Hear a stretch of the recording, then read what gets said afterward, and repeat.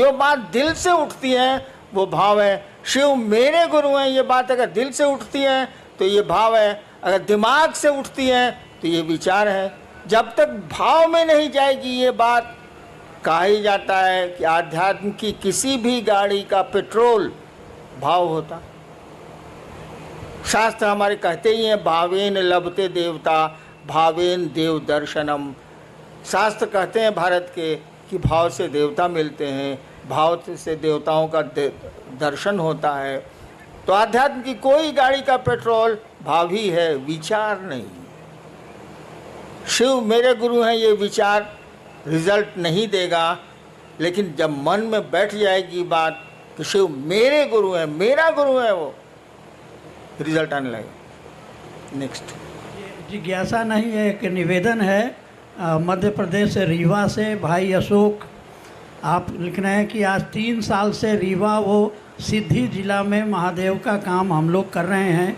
एक तरफ से शिव को गुरु मान रहे हैं और एक तरफ से लोग छोड़ रहे हैं। हम लोग आशीर्वाद लेने आए हैं कि रीवा व सिद्धि में महादेव का काम बढ़े। साहब आशीर्वाद। एक तरफ से लोग मान रहे हैं, एक तरफ से छोड़ रहे हैं। मैं महादेव का काम 40 साल से कर रहा हूं। महादेव करा रहा है, हम कल करेंगे। कितने आए कितने गए। अंग्रेजी में एक कविता है, men may come and may go, men may go. लोग आते हैं जाते हैं, but I go on for ever. मैं जाता हूं तो हमेशा के लिए जाता हूं। तो किसकी चिंता करोगे, कौन आया कौन गया। महादेव की दया जिस पर हुई वो रहेगा। हैं लोग कि नहीं मेरे साथ। मैं इनका विद्यार्थी था कॉलेज का 67 में। यही जो मंडल जी पढ़ रहे हैं जिज्ञासा, इनको मैं ज़बरदस्ती, उस समय शिव गुरु नहीं थे मेरे, ज़बरदस्ती एक दिन श्मशान ले जाता था और दूसरे दिन कब्रिस्तान ले जाता था। 1 साल कंटिन्यूअस। जबकि मेरे प्रोफेसर लेक्चरर थे, मैं विद्यार्थी था इनका फर्स्ट ईयर का। इनको मैं ही पकड़ के ले जाता, चलिए मसान। तो जिसको टिकना है वो टिकते ही हैं, जिसको नहीं टिकना है उसको कितना टिकाओगे। हाँ, महादेव से दया जरूर मांगो कि सभी टिकें, सभी रह जाएं, कोई छूटे नहीं, कोई टूटे नहीं। कोशिश तो हम लोग यही होनी चाहिए। करो, आगे बढ़ो। भाई मनोज सिंह है सूरत से। क्या शिव को गुरु बनाने के उपरांत भी पारंपरिक गुरु दीक्षा लेना आवश्यक है? किसी भी अनुष्ठान या मुहूर्त में लोगों द्वारा पारंपरिक दीक्षा द्वारा शरीरधारी गुरु द्वारा गुरुमुख होने का दबाव बनाया जाता है। भाई मेरे भी बिया में बनाया था। आप ये नहीं कह रहे हैं कोई सब अनुष्ठान करने के पहले पंडित मैंने कहा जाता है कि आपके गुरु कौन है।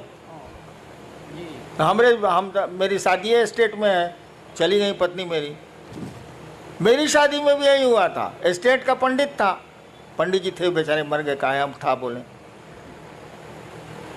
बोले आपके गुरु बउआ जी कौन है। तो हमारी तो बोली तो भाई सिवान वाली थोड़ी खराब है। हमने कहा कोई साला मेरा गुरु नहीं है। तो लोग बका गया कि लड़का है ब्याह के मंडप पर बैठा हुआ, कहता है कोई साला मेरा गुरु नहीं है। तब मेरी पत्नी से पूछा, उसमें पत्नी हुई नहीं थी, वो होने वाली थी 2 घंटे के बाद। पत्नी से पूछा कि आपके गुरु कौन है, बोले कोई नहीं। तो पंडित जी बोले कि चलिए शिव को गुरु मान लीजिए। हम कहा मैं नहीं मानूंगा। पत्नी ने कहा हम मान लेंगे। इसीलिए बाद में कहती थी कि आपसे हम सीनियर हैं। हम कहा तुम ब्याह करने के लालच में मानी हो, हम लालच में नहीं माने। हाँ, तो हम बिना गुरुए के ब्याहो कर लिया, तुम इसी की चिंता में पड़े हो जी। बट इससे बड़ा कोई अनुष्ठान होता है ब्याह से ज़्यादा बड़ा? मस्ती से रहो, कहो कि शिव मेरे गुरु हैं। दीक्षा की क्या जरूरत है? गुरु की दया ही दीक्षा होती है। दीक्षा का मानी समझते हो यार जी? एक कई लोगों की ये जिज्ञासा है, जिसमें मुंबई कल्याण से हैं भाई सुनील मौर्य। तो शिव को गुरु बनाने के बाद भी कठिनाइयाँ पीछा नहीं छोड़ रही, इसकी क्या वजह हो सकती है? एक तो आप नमः शिवाय अगर ठीक से करते हैं, 108 बार अगर माला पर करते हैं, माला 108 की होती ही है। या टुकड़े टुकड़े में सांस पर नमः शिवाय से अपने गुरु को प्रणाम करते हैं तो बाधाएं कम हो जाएंगी, कठिनाइयां कम हो जाएंगी। नमः शिवाय आपके कष्टों को कम करने की का बहुत सुंदर मेडिसिन है, औषधि है वो, उसको करिए। और जहाँ तक कठिनाइयों का सवाल है, जान लीजिए इस जगत में कोई आया है तो उसको ज़िंदगी में अच्छी खराब दोनों सड़कें मिलनी ही मिलनी है, कोई उपाय नहीं है। आपकी ज़िंदगी के रास्ते उबड़ खाबड़ मिलेंगे ही मिलेंगे, अच्छे 4 लेन भी मिलेंगे उसमें, लेकिन ज़्यादा खतरा यही है कि उसमें उबड़ खाबड़ ही रास्ते मिलेंगे आपको ज़िंदगी में। चलना तो पड़ेगा ही पड़ेगा। होशियारी इतनी ही है कि सवारी बढ़िया कर लीजिए। अगर ट्रैक्टर से जा रहे हैं उबड़ खाबड़ में तो कमर टेढ़ी हो जाएगी, स्कॉर्पियो से चले जाइए तो कमर नहीं टेढ़ी होगी, खाली जर्क महसूस होगा। तो ज़िंदगी के रास्ते तो उबड़ खाबड़ मिलेंगे, सवारी ठीक कीजिए, शिव की सवारी लीजिए। जर्क तो उसके बाद भी महसूस होगा, लेकिन कमर टेढ़ी नहीं होगी। रास्ते नहीं बदले जा सकते, सवारियां बदली जा सकती हैं। शिव की सवारी ले लो, शिव यान ले लो, यान माने सवारी, शिव यान ले लो, वायुयान, शिव यान ले लो, निकलते चलो निकलते चलो। थोड़ा बहुत तो जर्क लगता ही लगता है, अच्छी सड़क मिलेगी तो नहीं लगेगी। जीवन में कठिनाइयाँ आएंगी ही आएंगी। धरती पर जो भी आया है आज तक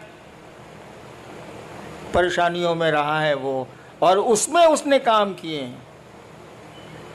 पहाड़ों पर वो चढ़ते हैं जिनको चढ़ना होता है, नहीं तो सीढ़ियां भी पहाड़ होती, इंसान के लिए सीढ़ियां भी पहाड़ होती हैं।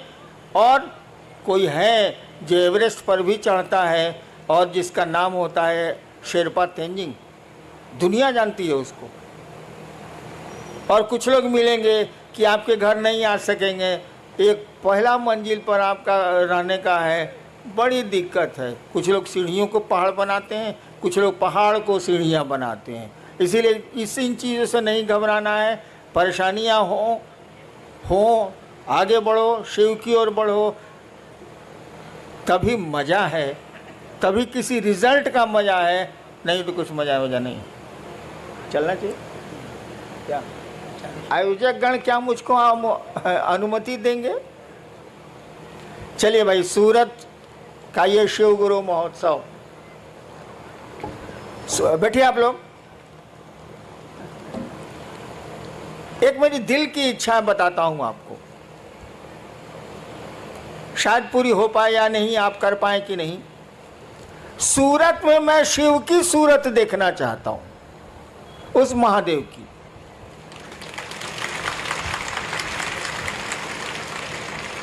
जैसे सोमनाथ है ना, सूरत में भी मैं शिव की सूरत देखना चाहता हूँ, लोगों के दिलों में शिव को देखना चाहता हूँ।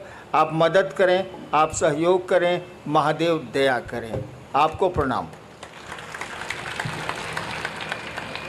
भजन शुरू करो। रेडी? सगर